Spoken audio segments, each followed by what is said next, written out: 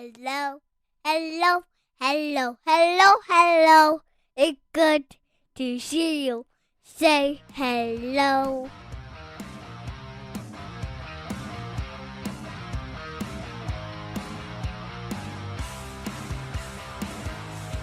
Welcome to the Huskies Hockey Podcast. Weldie and Andrew sitting here. We're going to be joined by USA Hockey guru when it comes to World Juniors and everything junior team related, Jake Baskin, in just a few moments. First, I just want to quickly get Andrew a quick take on you, on your thoughts on if Die Hard's a Christmas movie. I don't get why it's always a topic that comes up year after year. But Teresa and I watched Die Hard again last night, our annual tradition. And I'm firmly on the belief that it is, as we're going to be ringing in the Christmas season. Nothing better than watching Alan Rickman fall from Nakatomi Plaza. I feel like we've been over this before. I'm with you. Takes place on Christmas Eve, I suppose. I've only seen it once. I've only seen it once. Oh, and that was maybe 5 or 6 years ago. I loved it. Yeah. I don't like to overdo it, I guess. Home Alone was the one that I've caught so far. Maybe I'll save Die Hard for Christmas Eve this year. There we go. So, Disney but yes, Plus. absolutely. So. I don't know why it wouldn't be a Christmas movie. Yeah. Doesn't have to have reindeer in it for it to qualify, in my book. No, it might have made it better. Who knows? So, perfect. You know what? Let's just hop right into it though. World Juniors, my favorite tournament overall. Unless Jake actually jump in. Die Hard Christmas movie or no? Big topic. I have been asked this a bunch of times. I don't have a strong opinion. For those who care, my favorite Christmas movie is Bad Santa. Oh, okay. Well, that's there's a certain line in that that Lauren Graham says that I absolutely love, but that I am not going to be repeat since this is a family-friendly podcast that we have here. But yeah, Bad Santa is a great choice too. So, Jake, I think this is. I don't even remember how many times we've had you on. I know we had you on last year. We had you on in our first iteration of the Huskies Hockey Podcast as well. So I'm happy to know that we don't scare you off. Yeah, I mean, this is number 3, and there's nothing I love more than being recorded talking for a bunch of minutes, because that happens less than I want it to. So always willing. Well, yeah, we had to track you down, get your agents involved, and we had to pull some teeth here. But we're happy to have you on and happy to talk USA Hockey. Obviously, we got some local guys on the team for St. Cloud State. Obviously, the assistant coach. They're bringing back the whole squad with David Carl, Denver coach. Obviously, he is the head coach. Brett Larson, one of the assistants. And then he brought forward 2 of his Huskies with Austin Burnevik and Colin Ralph. So Burnevik, really kind of an interesting story. And I was following for his recruiting, him, being with the National Development Program and then getting cut from it. Now you're kind of seeing him back on, for the World Juniors. So, it's cool to see kind of that all that come full circle for Burnevik, and I'm really excited to see what he does for this tournament. And I know it's probably going to be more of a depth role, but it sounds like he's going to also get some power play time as well. Yeah, I mean, Burnevik has been an interesting story. Came through the NTDP, then had a good year in the USHL, got drafted. He's obviously a big dude, so that helps you. David Carl sees him in the NCHC. Brett Larson, being the top assistant, can vouch for him. And Burnevik has had, at least statistically, you can vouch for this better than me, a great start to his freshman season. Yep. And I had heard him being talked through the summer as, yeah, he's probably going to be on the team in a fourth-line role from the summer on. So he earned it. And for Ralph, a guy who was in high school last year, he came on, and I don't think the U.S. defense outside of obviously Booyam and Cole Hudson comes in with a particular dynamic element. So, but it's a bigger defense than last year, and Ralph as a right-handed shot, or wait, he might be a left shot. He's a lefty. He's a left shot, but he came in as a depth role, another big guy. I think this U.S. defense is going a little more for size and defensive acumen. And Ralph didn't come in to the December camp being guaranteed a spot, but he won it. And credit to him for that. Yeah, let's talk about that. The 4 cuts that they made. I agree that Ralph was in the consideration. He was one of the last players to make the team. EJ Emery from North Dakota, I thought was the most surprising cut.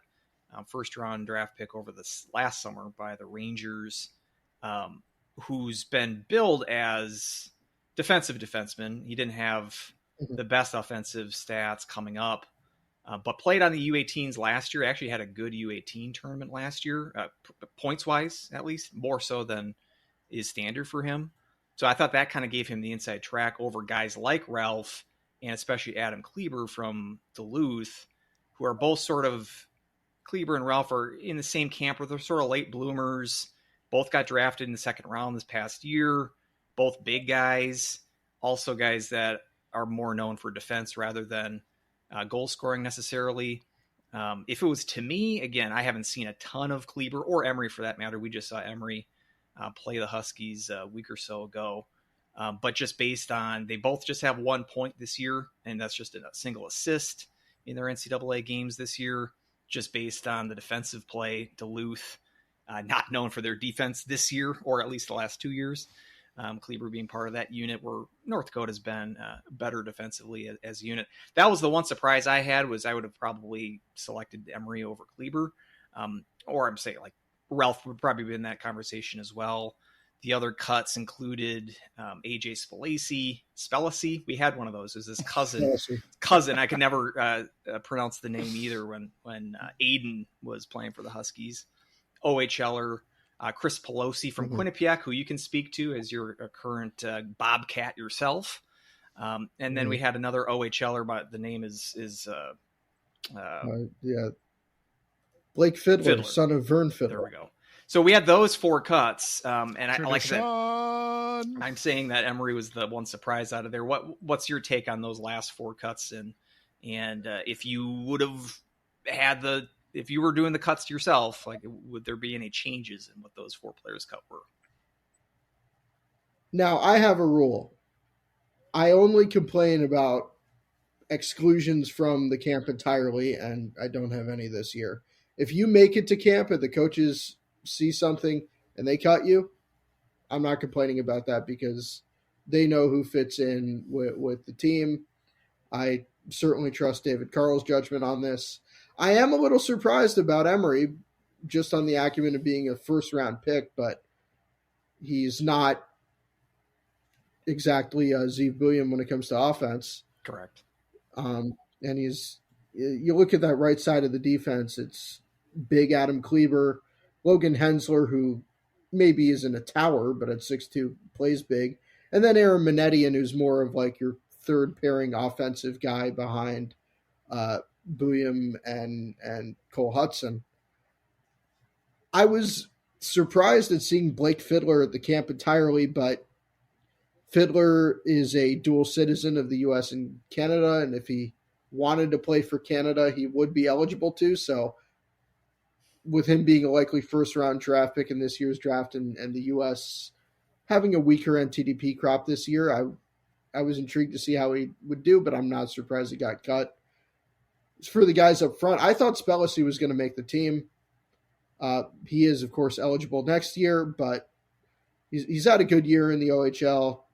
I like his game a lot. I thought he could be a real depth guy, but he'll have a chance next year. For Pelosi, who I get to see at Quinnipiac, I think he's a good player, but I have no qualms about him being cut. You look at the last few guys on the roster, Joey Willis or Max Plant.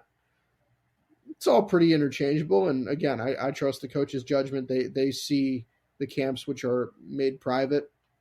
I have no real complaints about anyone excluded. Will Smith's in the NHL. Quentin Musty got hurt.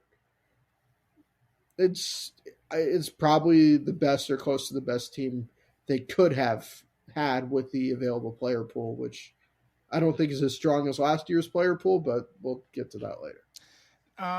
You brought up Quentin Musty, and that was, there's rumors kind of floating around that even if, because it's a hand injury, I believe, with him. Now, rumors were kind of floating around that he didn't get an invite even prior to his hand injury, which I would find that incredibly surprising. But since you brought it up, I wanted to bring him up as well. Was that something that was a little bit? I mean, he's got really good size, and he's also doing some absolute work for Sudbury in the OHL so far this year. Well, Musty at the beginning of the year was trying to get a trade out of Sudbury, so he missed a good chunk of the first month of the season. I'm sure that didn't help matters. I'm outside of the BC line, which is going to dominate things. I don't really love the scoring acumen of the forward group, but as much as I like Musty, I don't think he would have provided that element. And again, the bottom six players can be interchangeable and can be a matter of circumstance. So I know it's going to scream OHL politics, which may be a thing of the past with the recent NCAA ruling, but I don't see it that way at all. So it's yeah. So I mean, like you said, it felt like a very pretty straightforward, and obviously with you knew that it was essentially a foregone conclusion last year. Even after last year, like right after the tournament, you knew this year it's going to be the first line of Perreault, Higgins, and Leonard.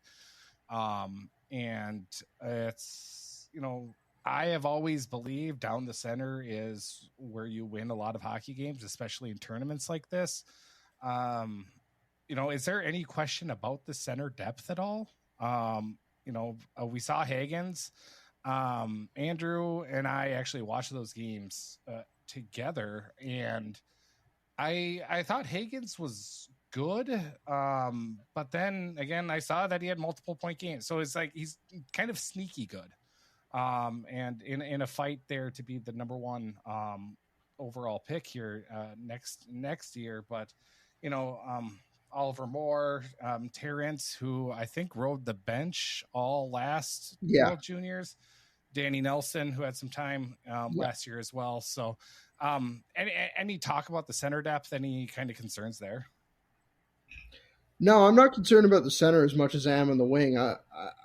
Danny Nelson and Oliver Moore, I mean, I like Nelson and Moore, but they're if something happens to Higgins, then I don't really trust either of them to step into that role as well. I think they're, both middle six centers. Terrence, a fourth line center who does a good job at that.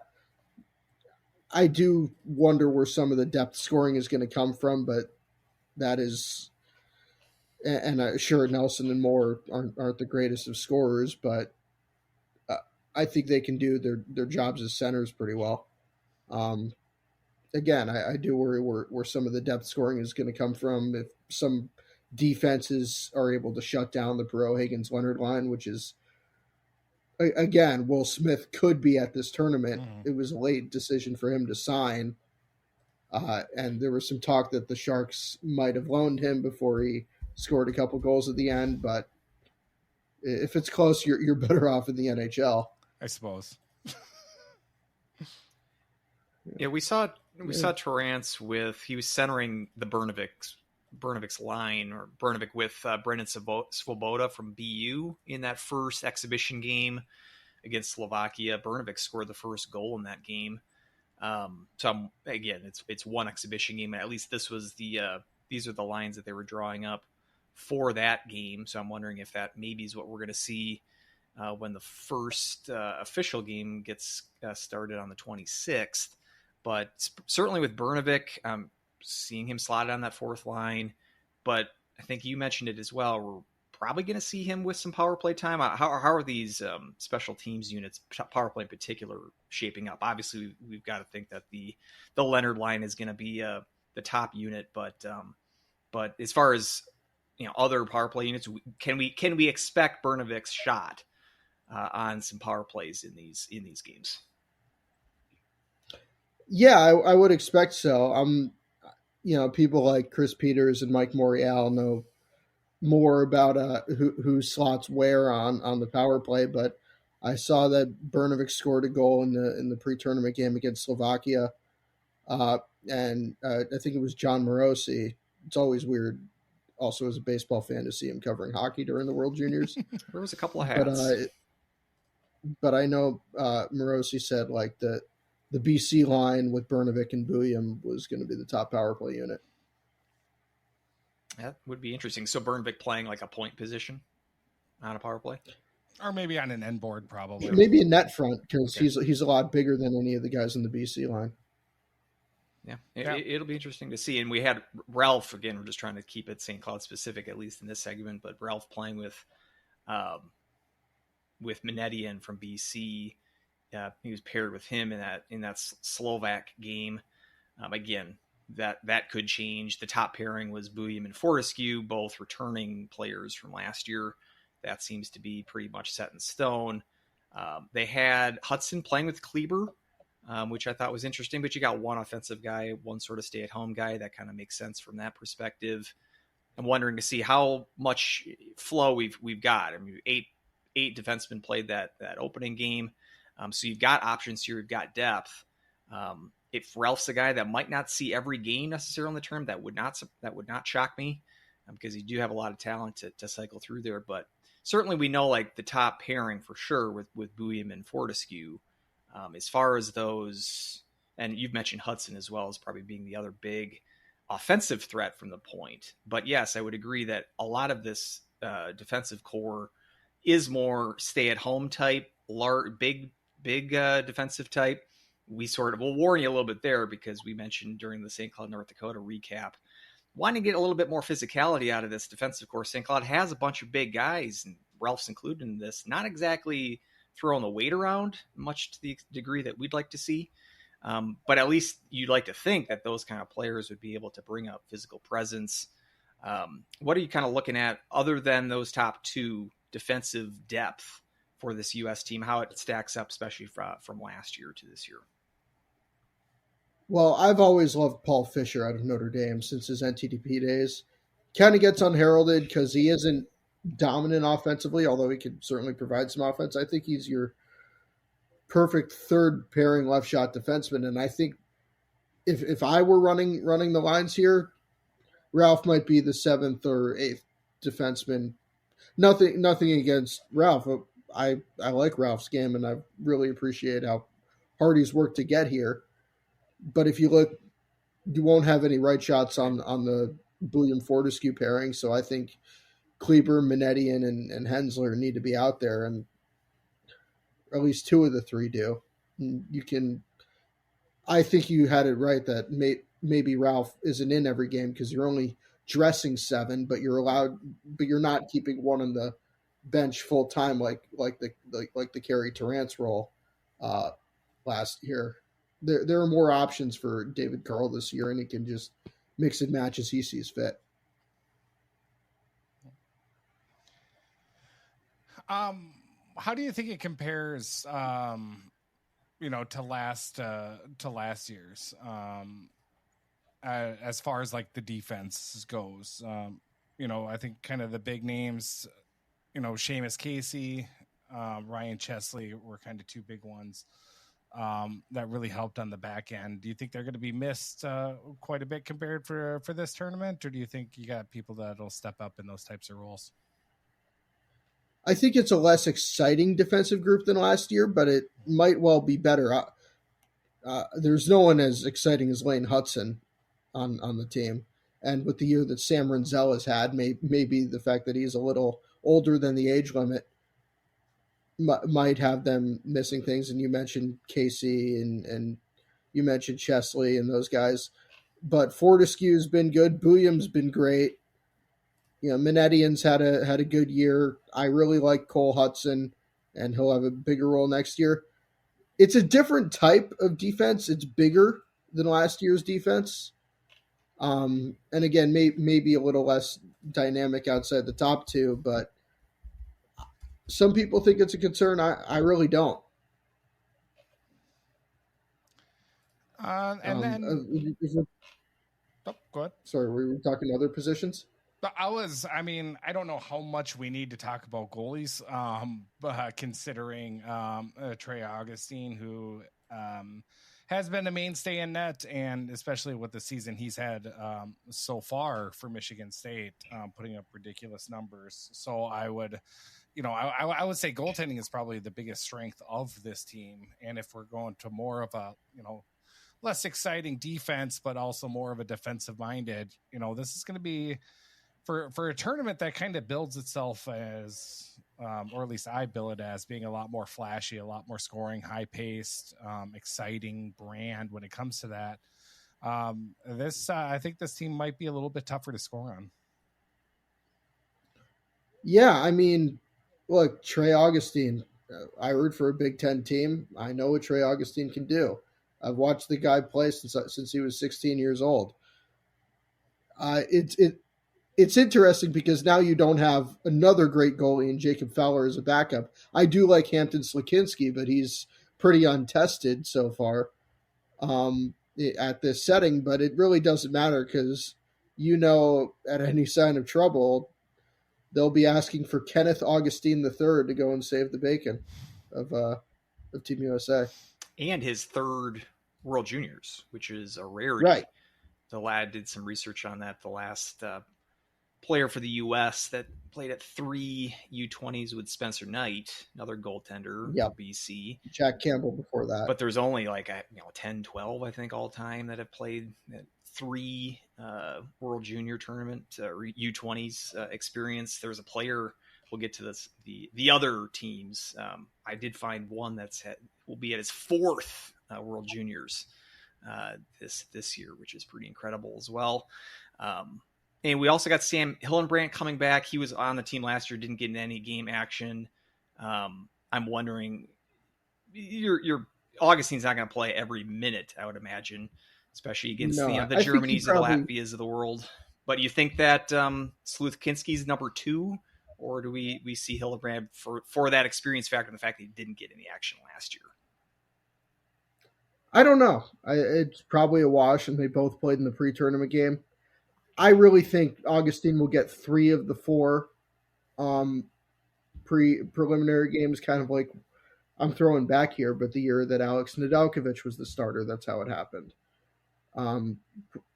Maybe one of the Spencer Knight years with Dustin Wolf, who's in the NHL now, as the backup.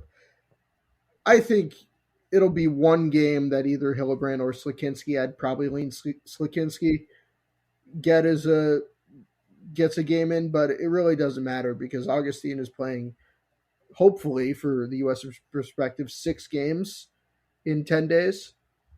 Yeah. So. Yeah, it looks like you'd have to think it's that Saturday game against Latvia. The only time they play back-to-backs is Saturday, Sunday. Latvia, you'd think, is going to be 4th. They're with Germany, probably slugging it out for the relegation spot. So maybe give one of those non-Augustine goaltenders that Latvia game. But I would definitely expect you got a really good goaltender in Augustine. Plus, he's got experience in 2 World Juniors prior to this. It seems like an academic decision. I'm not sure. Is Slukinski, can he come back next year? I'm wondering if you have the ability to get him some action for next year, but it looks like he's not. Is it going to be it for him at the U20s? Nope. I was actually a little surprised they didn't bring an 06 goalie like, let's say, Notre Dame's Nick Kempf as a third stringer for experience, because that's probably the guy who's going to start next year.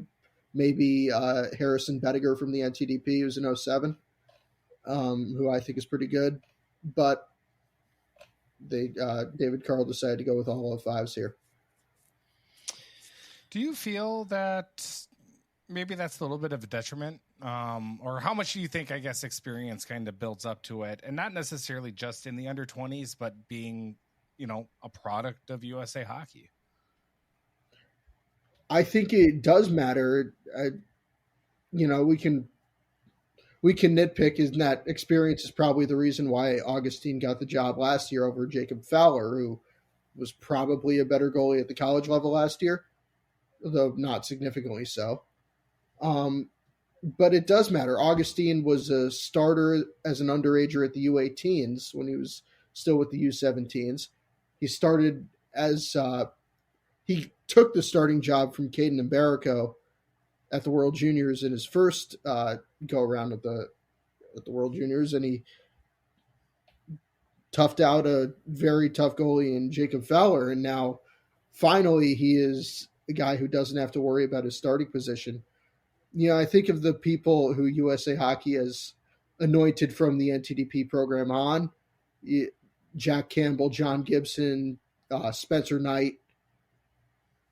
I think the fact, and all three of those goalies have been World Junior champion goalies, as well as Trey Augustine now. I think it does matter. It's not a necessity because it can't be a necessity, but it really shows that USA Hockey values their guys. And again, I just mentioned Harrison Bettiger from the NTDP. I wonder if he's going to be that next one. So we've got, from last year's gold medal team, we've got 10 players that are returning. Is that about normal? You normally get that, or is that higher than normal? It seems like a lot. Like Canada, I think, is returning 8 guys from last year.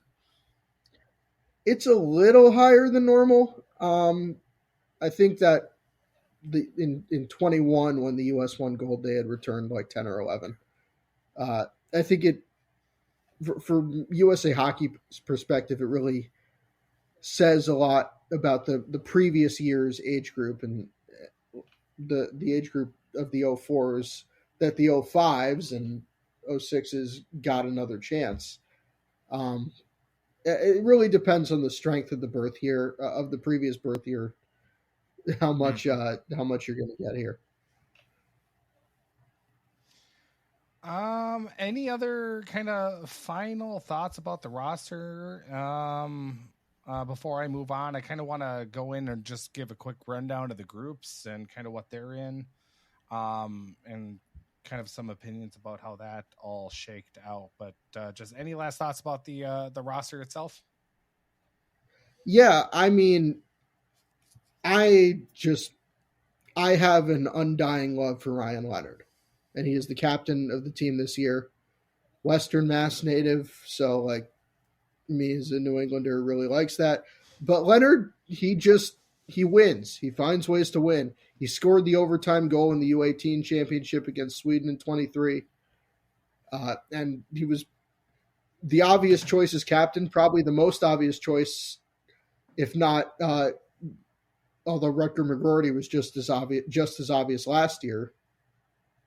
I think the leadership role is pretty set, and you have people who have won at the U18 level for the first time in 6 years, and they want to go back to back, which has never happened. The U.S. has never even made the gold medal game in back to back years. So, I think this is, if not the strongest U.S. group ever assembled, I think it's one that's really hungry for breaking or for doing things that USA Hockey has never done before.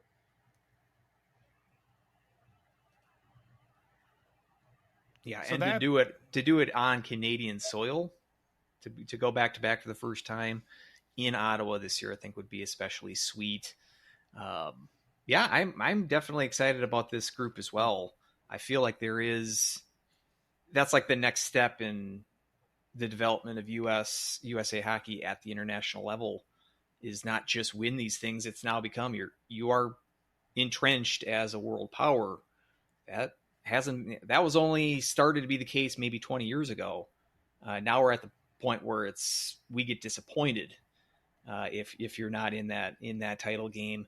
And so that would be kind of the next step, would be to repeat. It hasn't happened yet, and especially to do it in Canada, I think would be icing on the cake as well. So I mean, I'm sensing, or I'm getting the impression that you think this could happen this year for Team USA. I think it could happen. Now, I want to preface that from a prediction standpoint, the World Juniors is less interesting in that sense than it was 5 years ago for some pretty obvious reasons. The next time I pick Sweden to win a World Juniors will be the first because they have a long history of choking. Yeah. Finland's player pool is not what it was 5-10 years ago when they were great. Czechia always seems to have one important player missing every year, which in the case of a country that's less deep really hurts them. And obviously Russia, if you include Russia back in, then Finland and Czechia, among others, probably leave the tournament entirely. So the U.S. and Canada have really traded roles with Sweden in the mix as well. I don't think I'm really saying anything new by saying the U.S. should have a chance every year, even if they may not be the absolute favorites. I think expecting gold or silver is realistic for the U.S. On a yearly basis at this point. I mean, the last time we had a chance to go back-to-back, they essentially brought back the same with Lehman, if I remember correctly. Third time in a row where they've won the gold. They brought back the staff. So Matsko would have been the first one of those in 18, and then they brought back Lehman, and now they're bringing back Carl. You got to think if he wins it again, you just got to roll it back with him.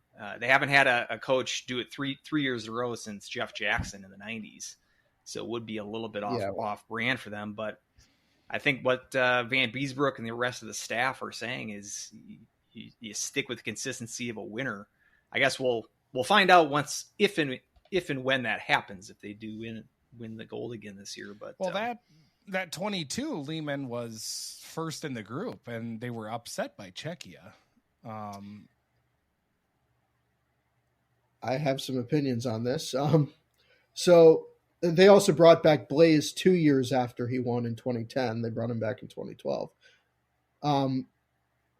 My thing is Matsko in year 2 did not do a great job. He did a great job in year 1, but not in year 2.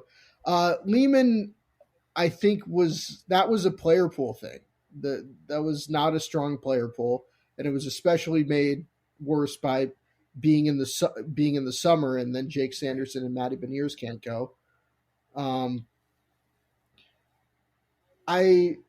not against bringing the staff back. It has not worked well, but as Lehman showed, it wasn't the fault of coaching that time. And you may want to bring David Carl back for year 3 regardless, but he could be in the NHL next year, so who knows?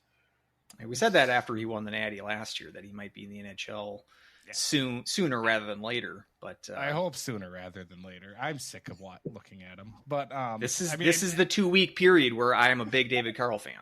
His World Junior time. Yeah. So believe in the power of the Gingers. Yep, exactly. So yeah, SCSU players like we said, Burnevik and Ralph on staff. Hopefully, will join the 2 other Huskies that have gold medals for the World Juniors. Quick, Andrew, can you name the 2? Well, it's Ashan, right? He was on the 17 team, Ashan. And the goalie Mike Lee, was that his name from 2010? For Dean Blaze, which prompted him to say that St. Cloud's going to win a national title. Or was that his USHL? I think he won the Clark Cup with USHL as well. It was one of the 2. I think it was USHL. Well, he would have been on St. Cloud for that 2010 gold medal. Yeah, I was in. So it must have been the USHL that's when Blaze pumped his tires too much. A little bit too much. And then Blaze, well, it turns out Blaze pulled him anyway, or had to pull Lee, because in the championship game, gave up 4 on 7 shots or something like that. And USA was able to come back. There hasn't really been a bad World Junior Championship game in probably 15 years at this point. So. And then we have, just to run down some of the others, Peart had bronze in 23. He played twice. He played back-to-back years, correct? Yep, 22 as well. Yep. Okay. And then Paling did as well. Ryan Paling, 18 and 19, got bronze and silver. Mark Parrish. Paling was standing right in front of the net when Capo Caco scored the winning goal. Yep. It was his man, and he didn't pick him up. Yep. And then Will Borgen also bronze in 2016. So yeah, it's nice. I mean, it's St. Cloud's representation at these World Juniors has become like last year. We didn't have a St. Cloud player. We did have Larson, who's been at these as well, the Olympics as well. He did an assistant gig there, so he's definitely stepped up his presence on the international stage. But it seems like it's close to every year that St. Cloud's at least getting one of these players into these games, which is a good feather in the cap of the program, I think. Yep. And also, I think it's a good feather have a coach there as well. So, I just kind of want to run down the groups here because USA in Group A with Finland, Canada, Latvia, and Germany. So obviously, we talked about Finland a little bit. Their player pool down. Canada, the hosts. So on, I think that's New Year's Eve is the classic New Year's Eve game. Yep. Always look forward to it. Yep. And then Group B: Sweden, Czechia, Slovakia, Switzerland, and Kazakhstan. Borat. There we Borat's go. land. Very nice. So just. Maybe I got a little bit too much of PTSD from getting bounced by Czechia in the first, but I think just finishing 1-2 in either 1 or 2 in this group, I think is, USA would be sitting A-okay for it. I would imagine, obviously, Latvia and Germany are going to be fairly easy. Although I love the Latvian fans and everything that they bring to the table. I think they're second to none. So. I think the U.S. group is the group of death. I think 3 of the top 4 teams are in Group A. Czechia has had good showings at these games the last couple of years. 3 straight medal games at least. They lost the bronze 3 years ago, I believe it was. So they're on a bit of a run. Slovakia's got some players, but I would pick Sweden as the clear favorite in B, whereas in Group A, I do believe it's between U.S. and Canada, but Finland can show up as well. So I would, of the top 4, those are my 4 major competitors: U.S., Canada, Finland, and Sweden. And I think U.S. has got the tougher draw in the group play. But what do you think, Jake? I mean, you see why I said it was more interesting 5 years ago. But I think the U.S., Canada, and Sweden are the top 3 teams in this tournament.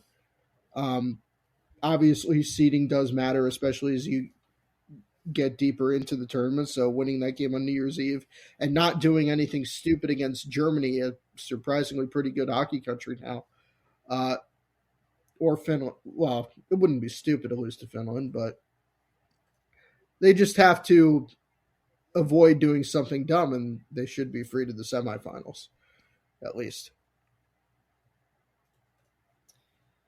Well, how about we look at some of the other teams, and the other competitors here in this tournament. Sticking with that Group A, because that is where the Americans are.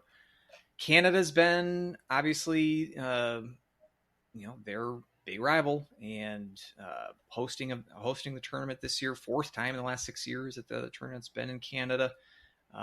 Always a huge event there. Canada's obviously not lacking in talent. We saw, I think I mentioned this last show, that Matthew Wood, who played on the team last year for Team Canada, one of their few NCAA players represented another team last year when he was still at UConn, transferred to Minnesota. He went to their camp, which meant he was out for this past weekend series against Michigan State. The Gophers were down to 9 forwards in that series. And it turns out that Wood was just cut anyway, which I think was a surprise, being a World Juniors veteran.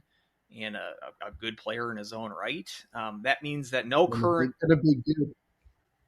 so no current NCAAers on Team Canada's roster this year. Bradley Nadeau, who put up a great year for Maine last year, turned pro. He's at the AHL now. He will be on the team, so there is a NCAA veteran on the team, but no current college players on the roster for Team Canada.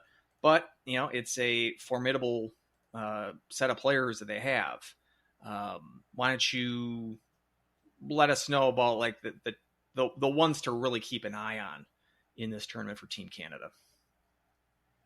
Well, the thing about Canada is they always skew older, but I think we're going to be hearing a lot about the younger players. Yep. They have technically 4, including a third goalie, draft eligible players on the roster, but you'll be hearing a lot about potential number 1 picks in this year's draft: Porter Martone, a forward, and Matthew Schaefer, a defenseman, as well as the odds-on favorite to be the number 1 pick in the 2026 draft, Gavin McKenna of the Medicine Hat Tigers, who is awesome. But you look at people are talking about how they left a bunch of high draft picks on the roster, but off the roster. But this team still looks good. I'm a huge fan of the defenseman Sam Dickinson, San Jose Sharks first-round pick. They also have guys up front like Berkeley Catton and Braden Yeager, the captain, and then Jet Lachenko, who got a brief stint with the Flyers earlier this year. Canada's a good team. You don't need me to go and say that. This is a team that maybe if the U.S. were in the worst spot, they'd scare me, but they look good. I think Carter George, who will compete with Carson Bjarnason for the top spot, is a really good goalie. Obviously, Canada could win. They're a Canadian team, a big defense, some guys who are lighting up the various CHL leagues. You got to be worried about them. You always do. Yeah, the last 2 tournaments in Canada, 23 and 22, Canada was the winners of those. The U.S. did win in Edmonton in 21, so it's been done before in recent years. Motzko's title as well was when it was split between Montreal and Toronto in 2017. The only time I think Bob Motzko's won a game in a shootout, by the way, was his gold medal win Wouldn't that year. surprise me. Just the 1 goal too, a 1-0 shootout win, which is classic. I think we actually made that on the first iteration of the podcast too, where we were talking about like, well, if there's ever a time for him to finally win a shootout, it's that definitely was the time. And to see that continue on to Minnesota too makes me because they're on like a current like 20 attempt scoreless drought in shootouts. Not just like losing shootouts, it's now every round they haven't scored in a shootout since like 2020. So good old Motzko not doing it with shootouts. Not great, Bob. As this podcast's resident Minnesota fan, I did not realize at the time that the semis and final of the 2017 World Juniors were the only shootout wins I'd ever see from him. Savor those because they don't come along too often. Exactly. Troy Terry, that's who scored the winner, I believe, that year in the shootout. So, both games. Yeah. So if he doesn't have Troy Terry on his team, then good luck. That's his fatal flaw. Last 18 months, I would even say, maybe that's an exaggeration, but it was very much that James Higgins was going to be the number 1 overall pick. But, I'm hearing a lot more about Porter Martone, a little bit less about Matthew Schaefer. But I think, just comparing positions as well with him being a defenseman, a little bit less. But between Higgins and Martone, let's say, do you have an inkling of who's going to go first overall? And will this tournament kind of be like a big selling point to whoever gets that number 1 pick? Yeah, I think this could end up being like 2013, where it was Nathan McKinnon and Seth Jones being talked about for most of the year. At this point, I lean Higgins because I always lean to the guy who started the year as the pick. And Higgins hasn't done anything wrong. He's been really good in college. Mm-hmm. He just is a 5'10" center. And Porter Martone has had a great year. It's like And over Matthew 2 points, Schaefer. over 2 points a game average right now for Martone in the OHL, which is nuts. It could just be a matter of which team is holding the number one pick at the end of the day. And, Schaefer's really good too. I think he's the clear best defenseman in the draft, and second place isn't even close. How much he'll play with Canada at this year's World Juniors when Canada notoriously doesn't really trust young players that much, I don't know. I think it's wide up in the air, but it's nothing that Hagens has done that has brought this into more of a conversation. Yeah, you mentioned, Weldie, the series that he played in St. Cloud with, I believe he had 4 points, and they were all assists. And we were sort of like, oh, wow, I didn't realize that he had 4 points. One of those was on an empty netter, so there was kind of a hidden assist there. I will say, I mean, I mentioned this on the show, that BC's playing a whole crap ton of midweek games this year. They played some Monday games, Tuesday games, like a Wednesday game as well. So I've had a chance to watch more BC games than I normally would, just because there's no other games that are going on when they're playing Lowell on a Tuesday. And so that's the Boise State football when they were trying to get their football team to play on Friday nights to get more exposure. Yeah, plucky underdog BC trying to get some more eyeballs on them. Yep, exactly. But since that St. Cloud series, Hagens has looked really good. Like, he had a overtime winner against UConn.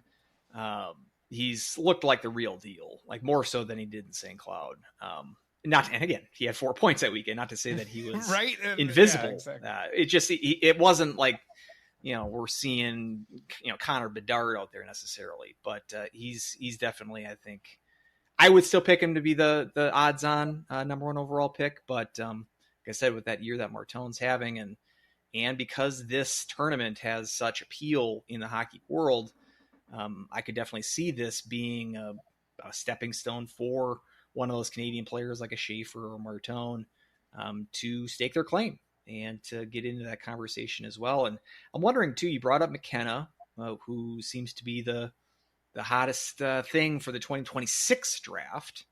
Obviously a very young player at 17, 07. You mentioned Canada typically skews old for this tournament. McKenna, obvious departure from that tradition. Again, my knowledge of McKenna I started hearing the name like a month ago, and I just keep hearing the name. So the hype machine. Obviously, I've not seen him in play. When I've watched a game yet.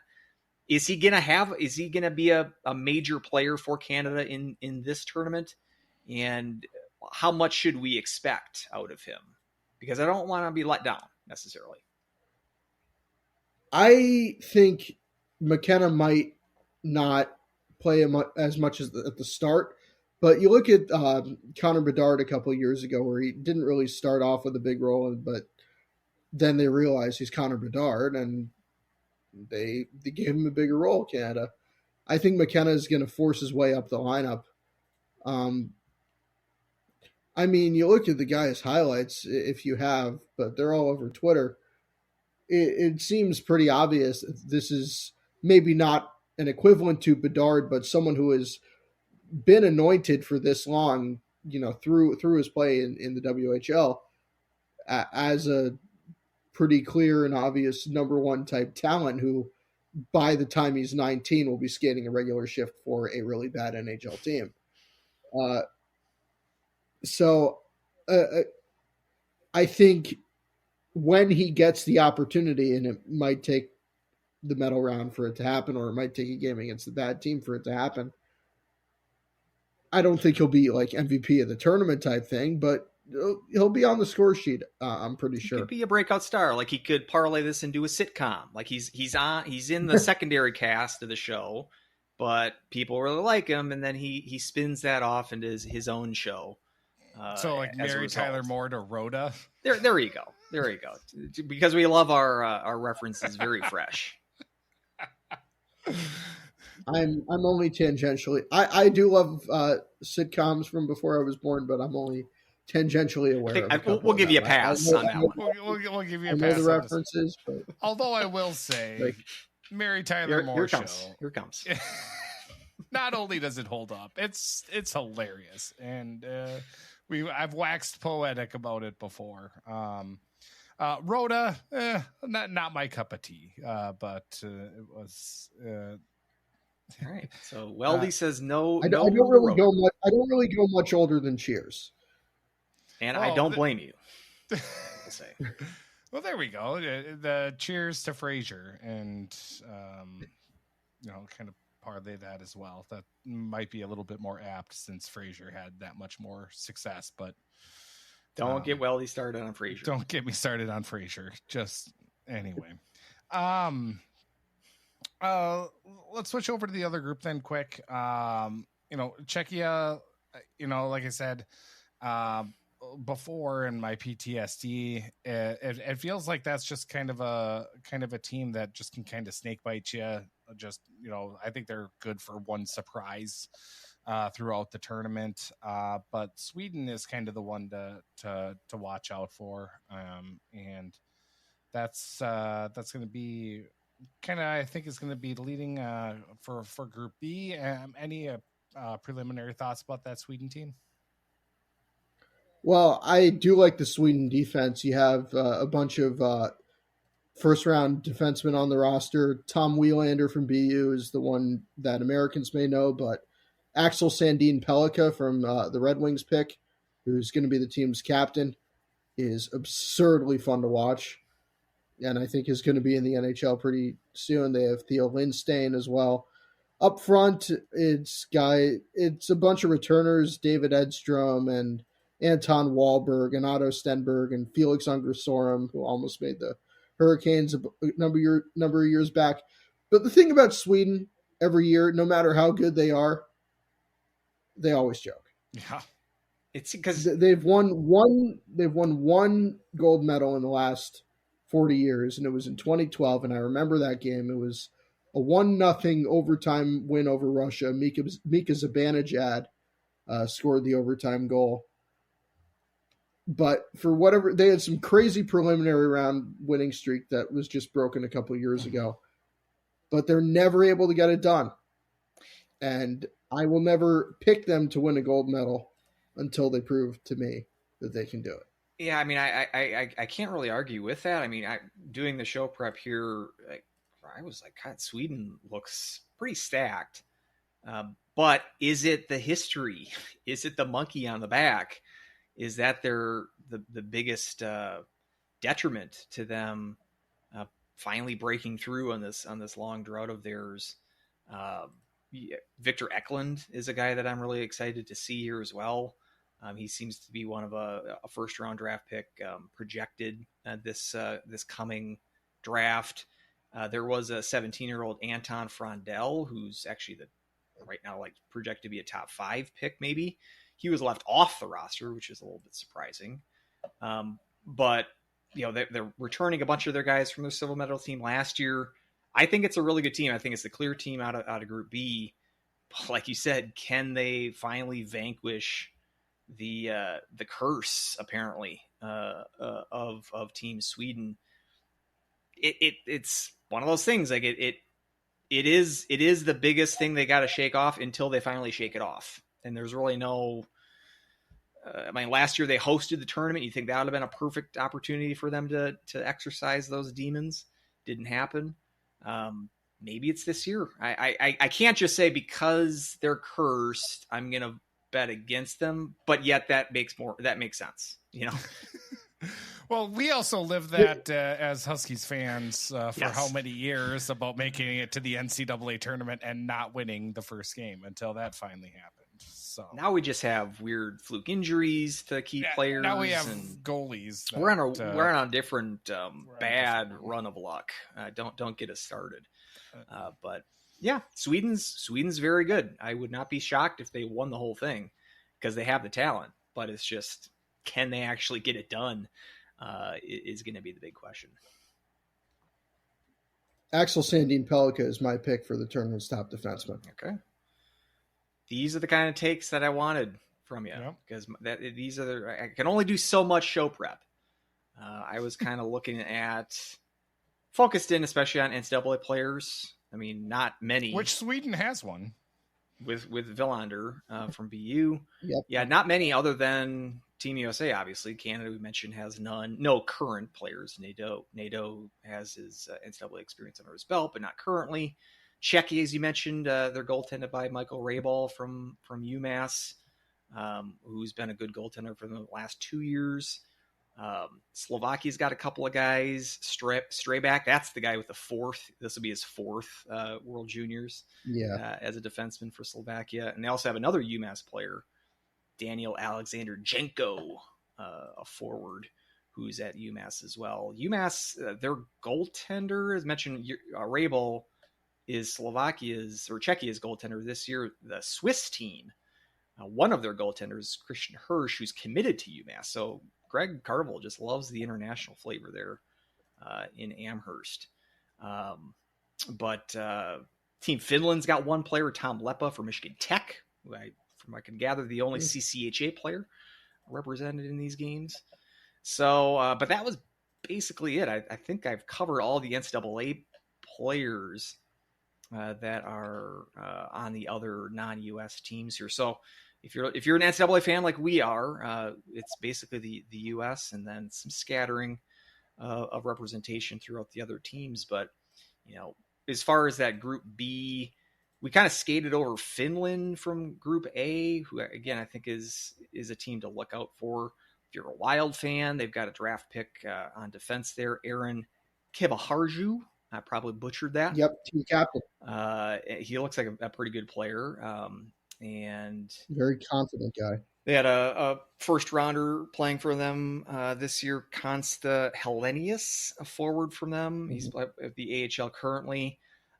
They look like they've maybe don't have quite the depth that teams like Sweden or Canada or the US have, but from a top end talent standpoint, I think Finland's going to be in the conversation as well. Of the let's say the Group B teams, we've seen like Sweden is going to be the team to beat there. Who's like your second place team in that pool? I would say Czechia, because they've been on a pretty good run. They have a returning goaltender and a gigantic human being in Michael Hrabal. I like Adam Juracek on the defense if he can not get injured again like he did last year. But, the Czechs are a fine team, and they could well find themselves in the semifinal. They also have Edward Shala up front, and something that really makes me feel old is that they have Marek Zedlitsky's kid. Yes. Going through these rosters, it's like, oh, that's that guy's kid. The Swiss team, one of their goaltenders, I mentioned the Christian Hirsch, the UMass commit, Evan Hewitt or Huey. Oh yeah, Cristobal Huey. Cristobal Huey. Yeah, Huey. Another one. Cristobal Huey was French, but his kid's Swiss. Yeah. So it's you get the boy am I old factor when you're looking at that's the dad or that's his son. Well, so I definitely got that when I was looking at Slovakia's, because looking down and I see Miroslav Satan. Okay. Yeah. That's right. And then I scrolled up and around and I was like, Luka Radivojevic. And I was like, Bronco? And yeah, sure enough, which is an old Bronco Radivojevic was an old Wild player. I haven't thought about that name in at least 20 years. So yes, definitely the I'm old factor is starting to creep in, and everyone's snickering at us listening to this podcast. It's going to happen to you. Just wait. It's starting to happen to me. I'm 28 years old, and I'm starting to get sons of people who I remember, even on Team USA. Although I think, if I'm not mistaken, the only second generation player on the team is Max Plant, whose father I don't remember as a player, but I know Derek Plant. That's a good player for Duluth. Yeah, played with Brett Larson. Actually, Plant was a couple years older than Larson, but he had a really good year in '93. I think he was a Hobie finalist. Oh, Gabe Perreault's dad, Yannick Perreault, great face-off guy.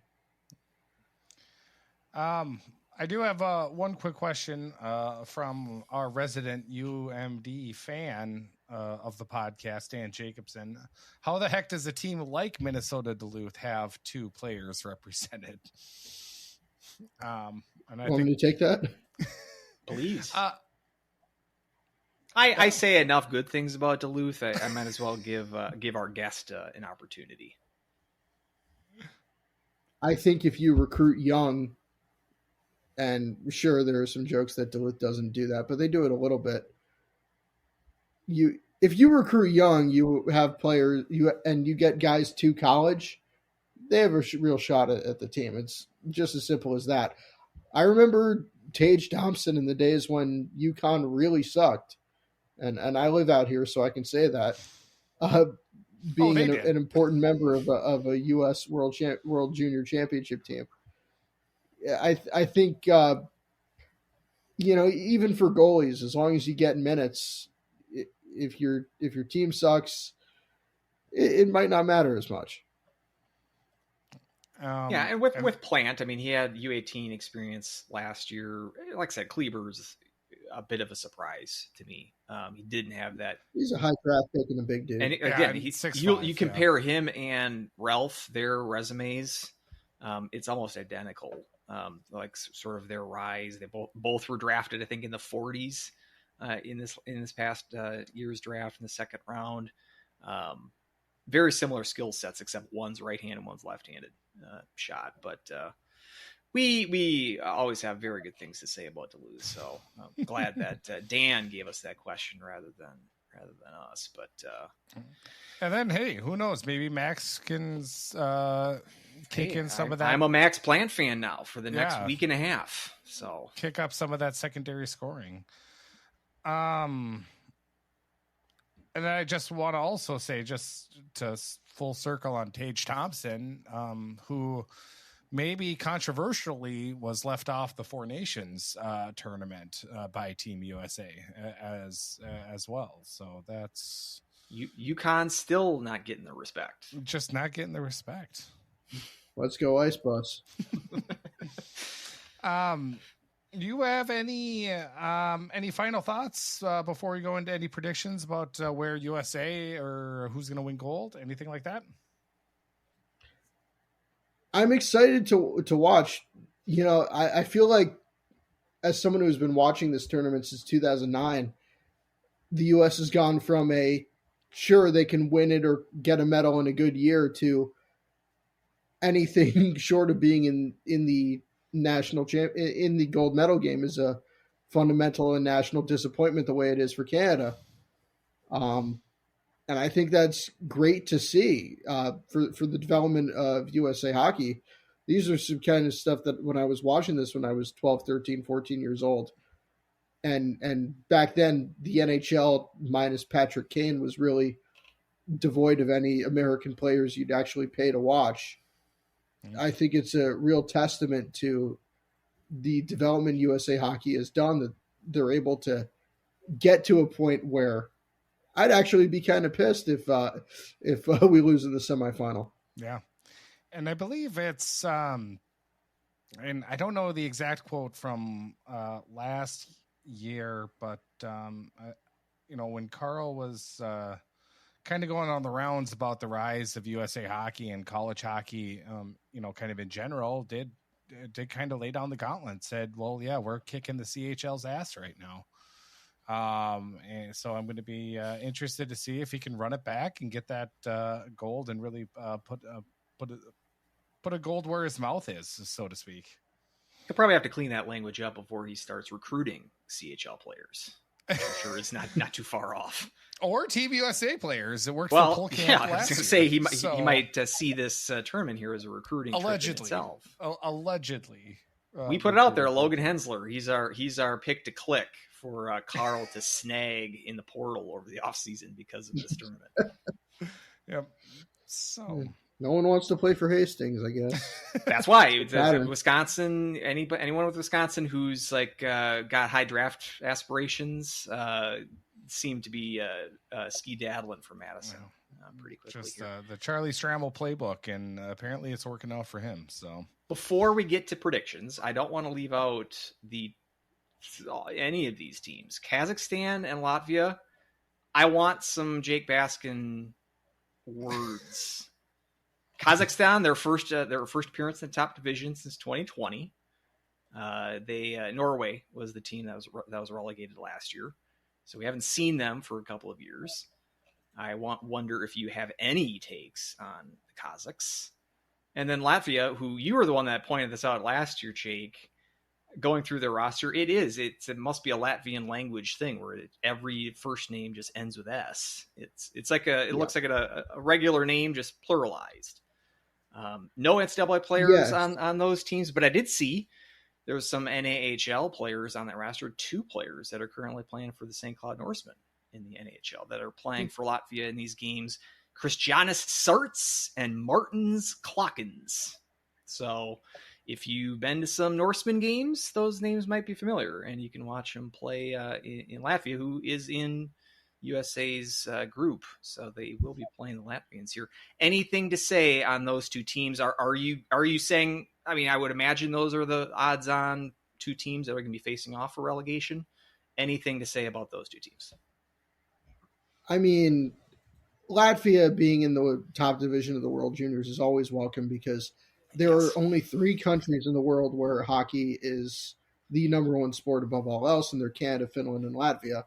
So, good for them. But they don't have Dan Zlakmelis anymore because he's almost certainly aged out. He might have done that a couple of years ago. So I don't really know anyone, but it's always a welcome sight to see the Latvians because they really love their hockey there. As for Kazakhstan, good for them.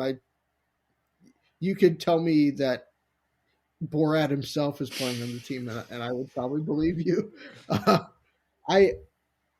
I know Denmark won the 1A tournament I just looked up, so they'll be up next year.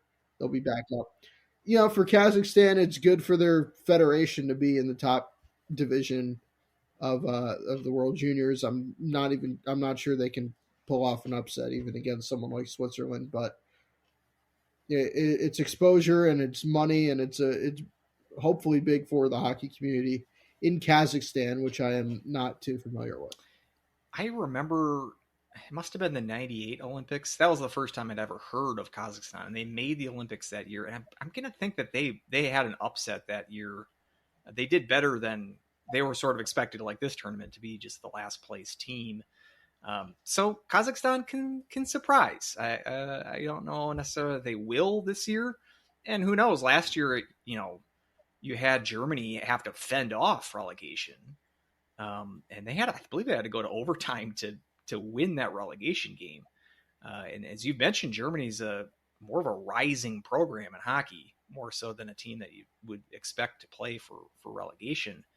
Latvia beat them last year in the group play, which was a bit of an upset because I don't believe Latvia scored a goal in any of their other games except for that win against Germany. So you'd like to think that it's probably going to be those 2 teams, Latvia and Kazakhstan, facing off to see who gets replaced by Denmark, as you just mentioned. But I always want to throw it out to those teams. And like I said, Latvia's got a great fan presence, and I do like to see that in the tournament, and good to see some new blood with Kazakhstan as well. So wishing the best for those countries. Yeah, absolutely. I know out in your way, and I'll talk about this when I'm on the show around this time next year. But next year's World Juniors is out in your neck of the woods in St. Paul and Minneapolis. And that first time it's been out in Minnesota since 1982. So correct. That'll be one I'm looking forward to. Finally, a World Juniors. Actually, that's finally a World Juniors. And I believe that's a trick question because I believe in those 05 games they played some preliminary games in Thief River. So technically there has been Minnesota games since then, but not as far as an official host. Not since '82. Finally, a U.S. World Juniors that isn't in a direct border town. Nothing, which is why Buffalo. They wanted it. That's why Buffalo and then Grand Forks. It's so the Canadians don't have to drive so far. Is the main reason for that. So you got to drive down like five hours to the Twin Cities. So I say make him drive far. Yeah, You know, right. Put it in Dallas like he did the U18s that one time. Get Arizona State, get Tempe involved. There you go. So, I do have a ticket to the one of the games in 2026 if I ever get my silent auction prize from the silent auction that I won. But that's a story maybe for a different podcast. So you do have a ticket, or is this just a joke? No, I won a silent auction for a World Juniors ticket and a jersey, and I have not received notification about when I'll get the ticket nor the jersey, and I won that silent auction in like June. So you are waiting patiently. Yep, and I paid too. So, but have they announced too? I mean, I know they've announced the X and Mariucci, but are they playing any, like, the U.S. game against Slovakia was played not in Ottawa, some other Canadian city away from Ottawa. Like, it was possible that, like, some of these pre-tournament tune-up games could be played in places like St. Cloud or like the Blaine, one of those areas. Have they announced any of those kind of secondary hosts at all yet? Don't think so. I don't think so. You only need 2 arenas for the main tournament. Right. So, yeah, the preliminary stuff, it's not sanctioned by the IAHF. It'll probably just be up to the federations and the arenas to get that happening. You know, your guess is as good as mine. You know the size of arena needed for this. I wouldn't be surprised if you see St. Cloud or Duluth or Mankato or whatever that get some, or maybe even Grand Forks get a game or 2 in. As long as it's something on the par of the Slush Puppy Place in Kingston, Ontario, is where the U.S. played Slovakia this past Saturday. Slush puppies are a big deal in Canada. Apparently, you can name a whole arena. Must be an OHL arena. I would Kingston imagine. Frontenacs, maybe. Probably, and then they're playing in Cornwall. Is their other tune-up game against Finland on Monday? It sounds like a town in like the United Kingdom. Well, Canada's got some. Cornwall. Yeah, the Brits were sort of involved up there for a while too, so they left their mark up in Canada. All right, I've driven through Cornwall once. It's not too far from Ottawa. Sounds like pleasant. right above the New York border. Right, we got our geography lesson. It's good to know. Yep. Who's winning gold? So I'll have to check what I predicted last year. I think I probably predicted the U.S. last year. I believe you did. Yeah, I'm a little less confident in the U.S. Not that they can't win, but I think I'm gonna go Canada on the gold medal here. Over. And I could, let's see. I think it'll have to be, because if U.S. finishes second in the tournament, they have to play they might have to play Sweden in the semi. Good question. I'll say Sweden 2, U.S. 3. But the U.S. could very well win the tournament. I'm not going to say that about Sweden because we've discussed that. But so U.S. bronze. Who are you taking fourth? Who are they beating in the bronze game? Czechia. Okay. Finland, disappointing tournament. I think it's just Finland will be a 3 seed and relegation. They'll face Get Czechia. I like the way the Czechs have played recently. I'll say they pull off an upset or a paper favored win, but whatever. All right, so we got your top 4. How about you, Weldie? I am. I'm just drinking a little bit of the Kool-Aid, a little bit of nostalgia about how great that game last year was. But let's just run it back: USA over Sweden in the championship again. How about your third place game? Or your bronze game? Bronze game. I'm going to go Latvia over Slovakia. Okay, and it's going to be a crazy tournament. Hockey Canada is revolting. Oh yeah. No. There are going to be talks about burning it down. That that they took all the wrong guys and they got to. They went young. The whole when they never go young, and this year they went young, and that's what's going to kill them, right? Exactly. I'll stay with I'll go with the U.S. I'm going to go U.S. over Canada because I was just like the idea of that in a gold medal game in Canada, especially. The bronze is always weird. I can't, because I've said the top 4 being Sweden and Finland as well. I'm not going to be that predictable. I'll go Slovakia over Sweden in the bronze. I like it. I just want to say one more thing. The U.S. beat Sweden in the 2018 championship game in overtime. They beat Sweden last year in the title game, and one that might have seemed lopsided, but was a very emotional game between the two teams. Sweden beat the U.S. in the U18s in 2022, although that was a different player group. But I am almost looking forward to a potential U.S.-Sweden medal round matchup more than a U.S.-Canada one. Almost. Because I think with this current player pool of both the U.S. and Sweden, there is going to be some real emotion involved, and it's going to be fun.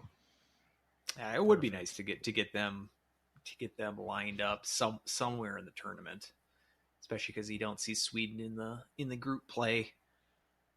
Who's your team relegated? I'll go Latvia. I'm going to say Kazakhstan survives this tournament. I'm going to go chalk and say Kazakhstan. Break the tie, Weldie. Yeah, I'm going to go Kazakhstan as well. It's out. Yep, exactly. Well, especially because I got Latvia getting 3rd place.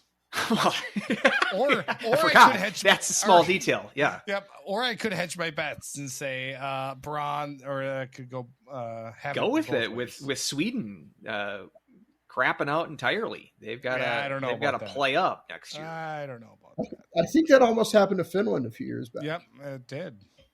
That would be that'd be a good sitcom. Like Canada has to play. They have to play like the secondary group for some technical reason. Somehow they get relegated, and then the sitcom is the year that they have to play to win it to get back into the top division.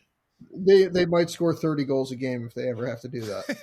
It's that team Japan. Playing against Austria and Norway and Hungary. So they just have to play that's the D2 Mighty Ducks pool. They get Trinidad and Tobago, and then Iceland, who's apparently the best team ever, but yet hasn't actually won an actual hockey game in their history. Perfect. Well, Jake, thank you so much for hopping on. We appreciate you and your insights. And Jake, where's the best way to find all your content and your hot takes? My Twitter account, Jake Baskin PXP. I'm jakebaskin.bsky.social for those of you who are on Blue Sky, which I'm trying to use more. Other than that, catch me broadcasting games for the Northeast Sports Network, or I guess Quinnipiac Student Radio, as long as I'm doing that, and I'm hoping to get a bigger job next year. Sweet. Perfect. And Jake, always a pleasure, and always loves to give his opinions about baseball Hall of Famers and potential Hall of Fame cases, or rankings of play-by-play announcers and color commentators, just a whole smorgasbord of sports activities. So Ichiro's first ballot, right? Oh yeah. He might be unanimous. Yeah. So no complaints here. No hot takes there. So Jake, again, thank you so much for having on, and thank you everybody. And then we'll be right back after the intermission here, and Andrew and I will just talk about the preview about the men's team going up against St. Thomas, Sands, Larson, Burnevik, and Ralph. So thank you so much, Jake. Thanks, man. See you next time.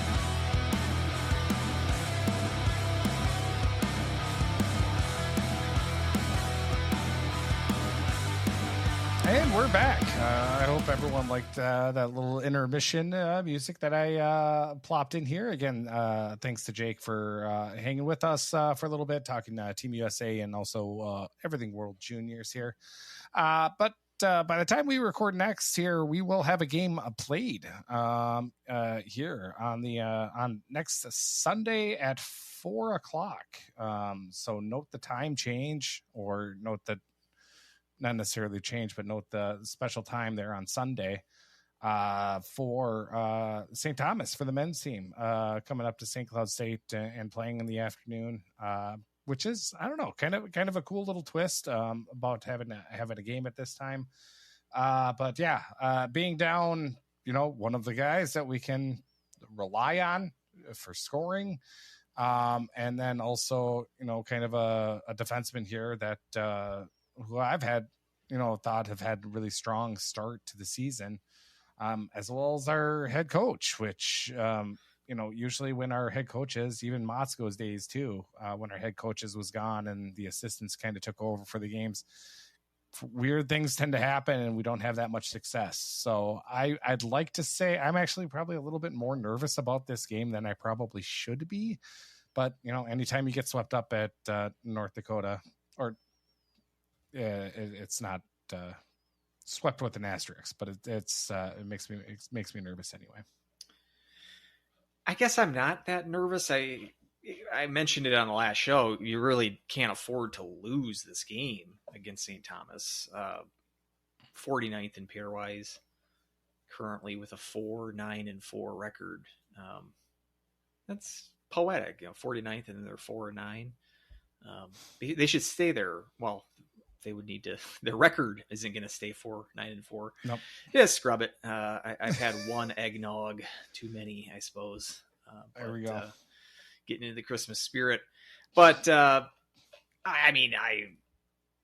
if they were playing a better team, I probably would be more worried. But then again, the last two games we played against them we won 1-0. Right, and if you're playing a better team, even with the players that you're missing and Larson as well, it would make the task of beating this hypothetical good team tougher. But at the same time, a loss to that hypothetical good team wouldn't hurt as much in the pairwise, where a loss to St. Thomas would definitely sting. And being sort of on the bubble right now at 11th in pairwise, where the Huskies are, a loss at home to a team of St. Thomas's caliber where they are in the pairwise right now, that very well could be the difference at the end of the year between being inside the bubble and being outside. So it's certainly a game with a lot of big implications. Like I said, think that you have the talent without Burnevik and Ralph to still beat this team, but it's never. I've mentioned this, I think, when we previewed the season opener against St. Thomas. They're never necessarily, at least the last 2 years, haven't been a very fun team to play. No. And yeah, these wins that you've had against them, you've only had one game in the brief history from St. Thomas's perspective at their history at the D1 level. Just one overtime loss. That's the only blemish that St. Cloud has all time against them. But you take out that first ever game against them in 2021, the 12-2 romp. Pretty much every other game has been very close. There was a 4-0 win in there as well. But most of them have been of the one goal variety. And certainly the last 2 years, that's been the case. So yeah, it's not going to be easy, but I guess I'm not as worried as you are. I do think that they're going to handle them, even without Burnevik. But it's if they don't, or if they don't win in regulation against this team, anything less than that, even an overtime win or a tie of some sort, we can point to that as the excuse. Well, you didn't have your top scorer. Well, you didn't have one of your best defensemen. Well, the head coach wasn't there. I'm kind of curious, like, who's going to be the head coach, in quotations, in this game. It's been Shayak the last couple of years, but obviously he's in Marquette now. So it'd be either Enga or Eric Rude, you'd think, is and maybe it doesn't even matter. It's just a 1-game scenario here where you don't have your when you don't have Larson behind the bench there. But like just from the TV perspective, when you're showing the coach, who are you showing? And the coach's record, right? Everything along those lines. They'll probably just still put Brett Larson. Like it'll be a shot of Eric Rude, and it'll be Larson's. But we'll see. I'm interested to see that aspect of it, but also just curious. Again, it's not like this North Dakota series you can really feed off of negatively or positively, because there's been 2 weeks in between, and you are missing some key personnel for this series. But you'd like to think the only game you're going to be basically playing in a month span, that the guys that are still going to be playing in this game are going to be excited to, get the second half. I don't know if you would consider this the end of the first half or the beginning of the second half. I'm not sure. There's arguments to both of those, but you figure that guys like Barrett Hall or, Werner, these kind of guys, would want to use this game as a game to get back in the groove, shake off any Ingram. Oh God. So yeah, you just forgot about him. Just in that 30-second time there when I was trying to think of players, that have been with this team for the last couple of years and have experience playing this St. Thomas team. Yeah, Ingram's definitely a guy that needs to get kickstarted sometime sooner rather than later. But I think they should handle them. But yeah, who knows? I will say I will be in attendance. Ooh, sort of the champ is in the building. Yeah, that came the trip sort of came together relatively quickly. I certainly didn't plan this at the beginning of the season, but it worked out that I'll be able to attend. I'll be able to scratch off St. Thomas from my list of teams that I will have seen in person, that's kind of my lifelong project. So trying to get all D1 NCAA teams view a game of theirs in person at some point. Haven't done that with St. Thomas yet, so I'll do that this weekend. But I'm just curious too, as you mentioned, Sunday afternoon game, which is a bit of a schedule quirk. We don't see too many of these in the West in general, or St. Cloud in particular. But you played St. Thomas earlier this year on a Sunday afternoon. I was in St. Thomas, and do the same this year. Let's hope it goes as good as it did last year when you played Bemidji in this time period. A 2-game series there, but 2 6-1 wins. They didn't seem to miss Larson last year. Nope. Maybe that can carry over this year. But a game that you need to take care of business here and beat a team that you should. I'll go ahead. For something 4-1, this is striking me. I'll say 4-1. Love it. With an empty netter in there. But are you as confident, or it seems like you're a little dicey? I'm more. No, I don't. I think it'd be a miracle if we score 4 goals, even with an empty netter. So I'm thinking, like, if we win, I think it's gonna be like a 2-1 win, and we're not gonna be looking that good. And now I'm so down on it, and I don't know. Like I think it's going to be it's not going to be 6-1 like it was last year against Bemidji. It's going to be something closer to that though, where it's going to be like, it's CCHA not very good. It's going to be one of those where you're like, well, afterwards you're going to be like, what was I worried about? Yeah. I think it's going to be one of those. One thing that I do like though is that it is, they are advertising it as youth night, skate with the Huskies post game, but kids 8th grade and younger get in free with a paid adult. So maybe that's something where I could bring all the kids to go to a men's game. So I was going to say maybe I could go incognito as your kid. There we go. And then that way I could get into the game. It's just really tall for an 8th grader. It's a growth spurt. Yeah, exactly.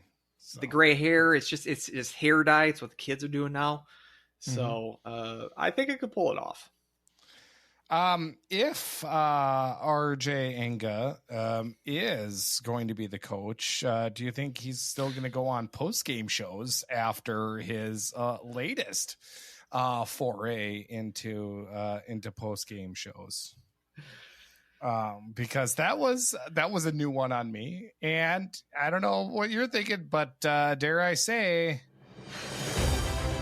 Lowell Sun Sports Memorial Foot and Mouth Award nominee. I think we got another one. I think we got this is one too where, you know, like in the Oscars where they show the clip, you know, of all the nominees. Each nominee's got a little 15-second clip that they show. This one it'd have to be like a 10-minute clip from the coaching show from Enga. It would go on and on and on and on. That was something. Well, let's, you know, just in case you guys don't listen to the post-game show, let's go ahead and recap the coach's show, not even the post-game show. Yes, not even the coach's show. The Brett Larson show, co-starring, I guess, RJ Enga. Well, Larson probably had some World Junior stuff to do, or was out of town, out on business, out recruiting. RJ Enga kind of stepped in and had some words about some of the shenanigans that went down at North Dakota, not just from the team, but also from the linesmen, which I am A-okay with criticizing dropping pucks of the NCHC linesmen. The throwing in how they cheated at dropping pucks to favor North Dakota, I think is maybe a little bit far-fetched, I would say, but it was surely an entertaining show that if you follow Jim Erickson, you'll be able to kind of track it down. Well, it at the very least, it got me to listen to it. It was quite the plug that Schlossman gave the show. Yeah, the UND beat writer, who apparently listened to the show. I don't know if he does that in general. Does he listen to opposing teams' coaches' show? I would imagine I don't know how after North Dakota. Or weird. I don't think that's Schlossman typical. Would do anything hockey related. I suppose for anything.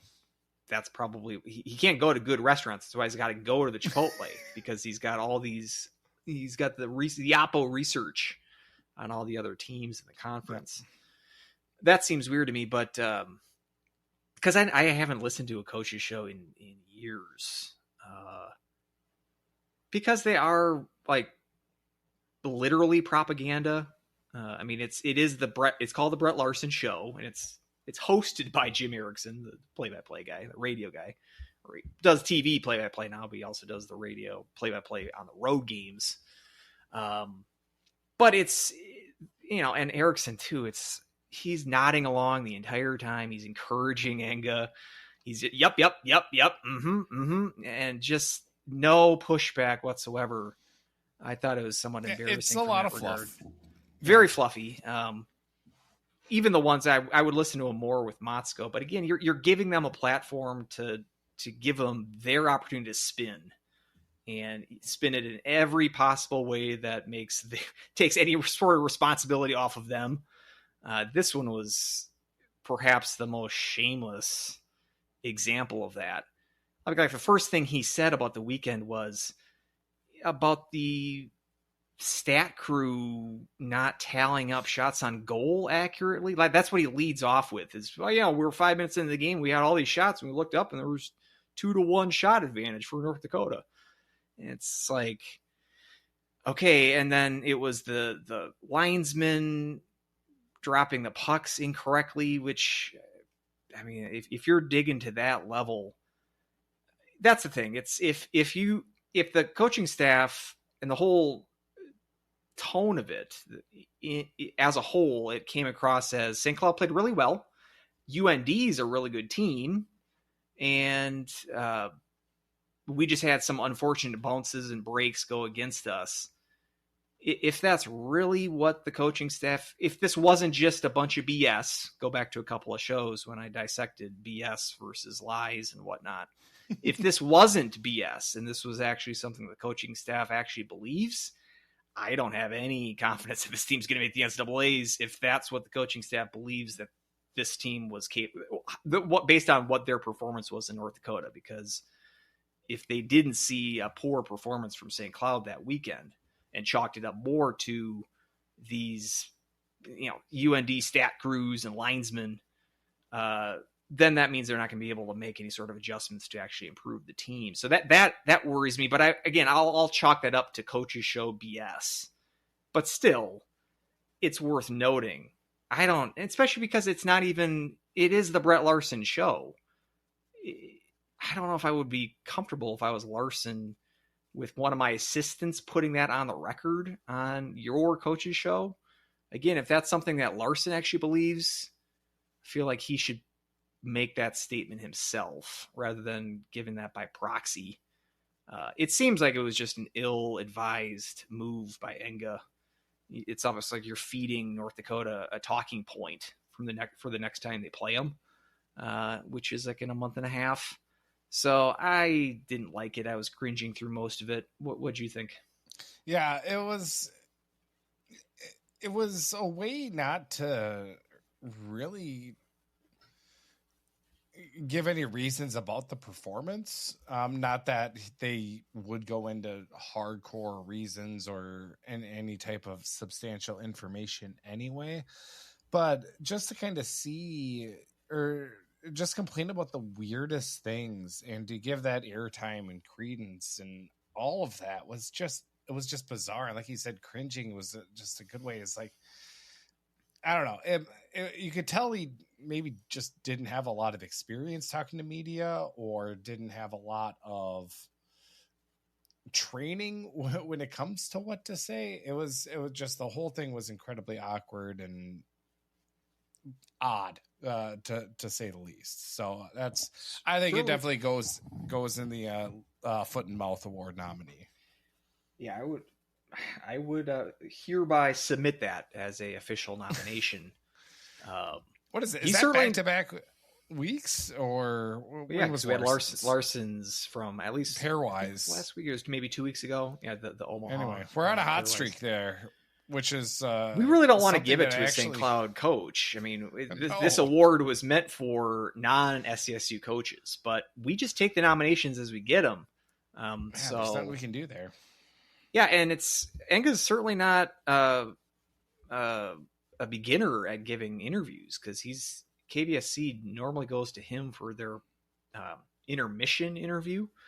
And I believe this was the second week in a row that Enga did the coaches show. Again, I didn't listen to the one coming after the Omaha weekend, but I believe I saw Erickson's tweet saying that Enga was subbing on that show as well. So I think he's got some experience.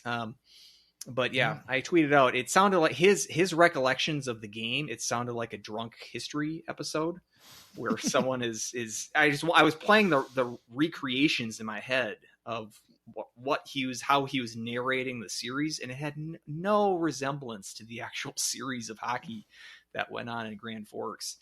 It was a very bizarro world kind of description. And I'm like, really? Is that, I didn't remember that part.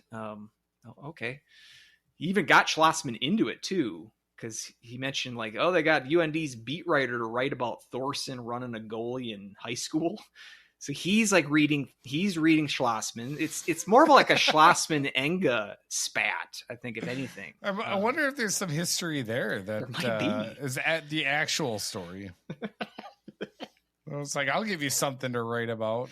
Maybe they bumped into each other at Chipotle once, and there was an incident. So it could have been something Chipotle related. And who knows how hard Schlossman fell over, or what angle. Maybe taking some talking points or gave some points over to Seppenfelter about how to really act it up. So, but that about does her. I think for this episode, I can't. Was there any other information? Oh, women's have an exhibition game that was just kind of tossed on the schedule. Yeah.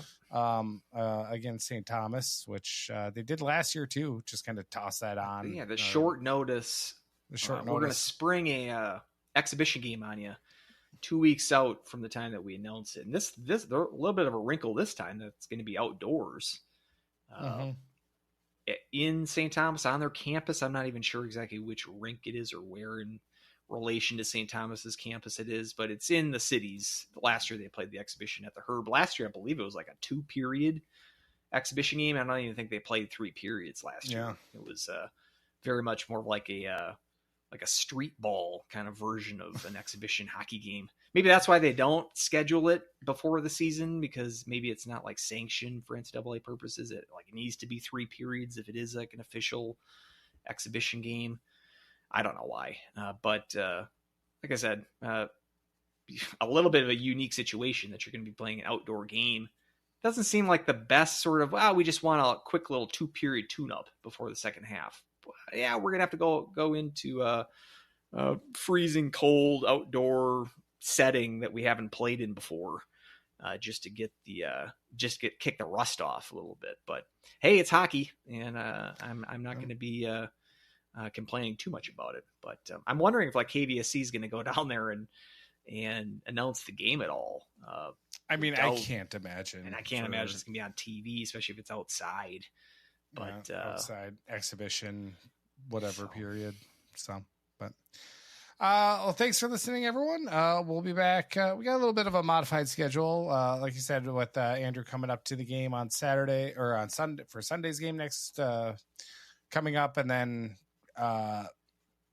with holiday and New Year's and whatnot.